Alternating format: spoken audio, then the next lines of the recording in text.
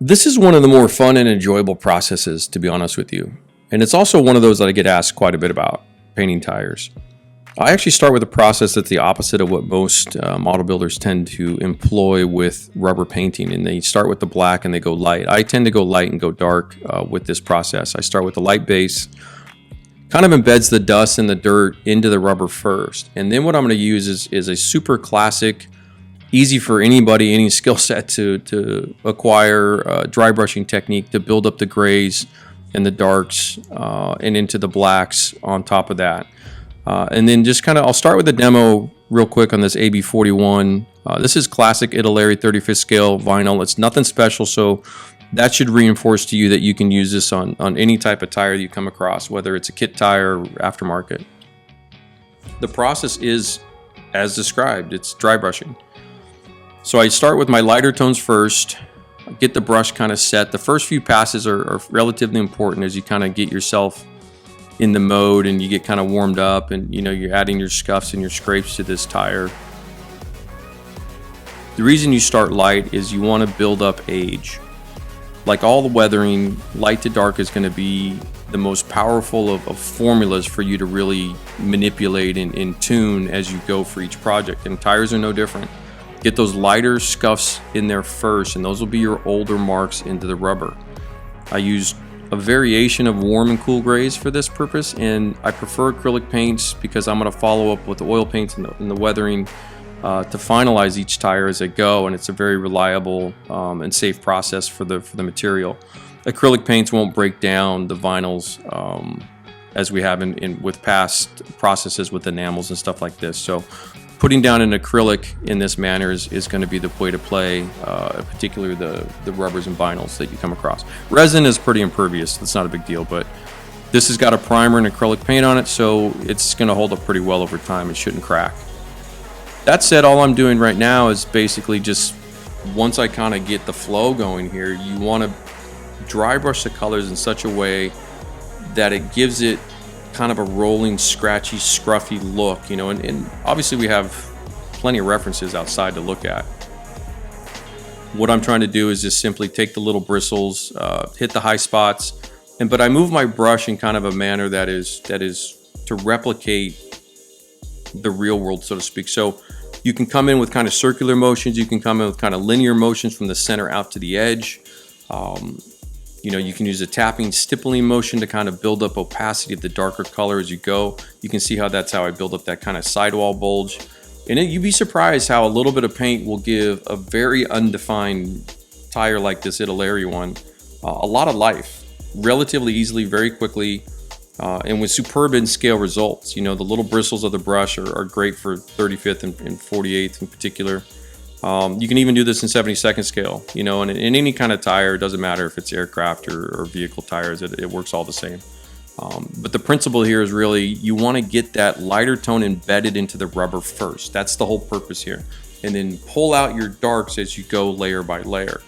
And when you look at it, the real world, when you look at tires and you go outside and really study tires, what happens is rubber in and of itself is basically a sponge for dirt and grime and smog and stuff like this, and it'll tweak that color almost immediately. If you don't wash your brand new car in 2 or 3 weeks, you'll see the sidewalls are starting to get this look.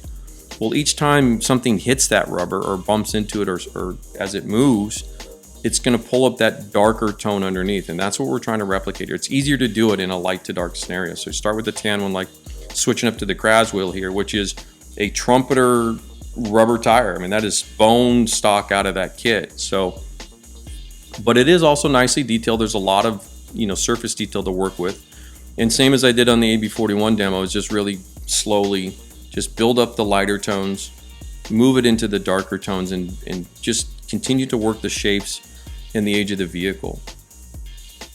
While I'm doing this, one of probably my biggest critiques in terms of soft skin modeling in particular, doesn't matter if it's civilian or military, is a lot of guys tend to treat tires the way we treat stowage. It's kind of like an afterthought and a painful process of like, man, I just have to get this done and get this on the model and get it over with. The reality is if you spend the appropriate amount of time painting and weathering your tires properly, both for composition, the theater that you're in, all of this matters the same as it does for tracks and everything else that we do in this kind of conversation. So Composition is important. Dry brushing puts you in full control.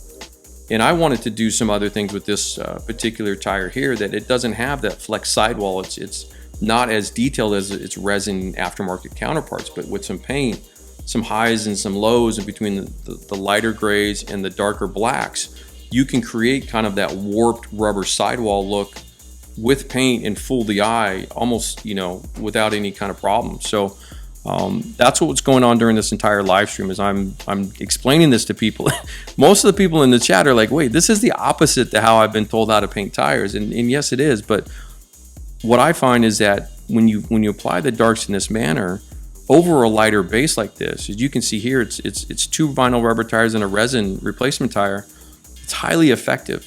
Like, it's as realistic as you're going to get, and it's also extremely efficient. Lastly to that, and I mentioned this a second ago, is that you put you in full control of the composition. You guys keep hearing me talk about this originality, composition. You're the storyteller, you're the author. Well, that's what this process brings to the table. So if you're just airbrushing your tires and you're trying to do it down and dirty, the realistic part of that is you just kind of, you're leaving a lot on the table. So when you embrace a kind of a little bit more of a hands-on approach like this, again, it's super fast, so it's not even a big deal, to be honest with you. But what you get is you get maximum control and ability to tune each tire for a unique look, because when you study, especially larger 8x8s and 6x6s in that conversation, you can see quite quickly a front tire is going to look very different to the rear drive tires. Left and rights are going to look different depending on how this thing's driven over roads or out in the field or whatever's going on. And that's part of that story that you can really bring to the table by being a lot more in control with the dry brush situation. I mean, you can even see that little, as I'm kind of off screen there, that the tire sitting there, this one here, the things you can do with this are very impressive, especially when you come into the oils over the acrylics. It's just, I don't know what I'm doing with my hand there, but it's just a fantastic process to use. And if you want to use pigments, knock yourself out. It's just as effective. And pigments advantage of that, as you can see here, you get that dustier look. But when you get that dust back on top of those grays now, you've got multiple layers going on, and then you can come back in with the oils, and this is when you start to really refine those last bits of darker, blacker rubber before you put the wheel rim in and stuff like that. And like all the projects, speckling is a cornerstone. Get that stuff in there, boys and girls. Do not hesitate. There's probably no better way to impart kind of splashes and mud splatters and little tidbits into the rubber than with speckling. So definitely embrace that early and often. This is a process you can repeat over and over and over again to build up the life of that. And that's an Italeri tire from the 80s. I mean, this process is fantastic. It's simple, it's easy, anybody can do it. Just a couple flat brushes, some old scruffy ones. This old trumpeter tire didn't even know what was going on to it. It turned out so good. They have no business being that nice, right? You guys know what I mean with some of these kit tires. So I hope you like this one. This is a great process. I use it all the time, even though I don't do a lot of wheeled vehicles. But I mean, this type of dry brushed scenario is perfect for all these sorts of detailed bits like this. So we'll see you in a track episode pretty soon. We're going to do a big heavy duty track one coming up. So take care. See you then.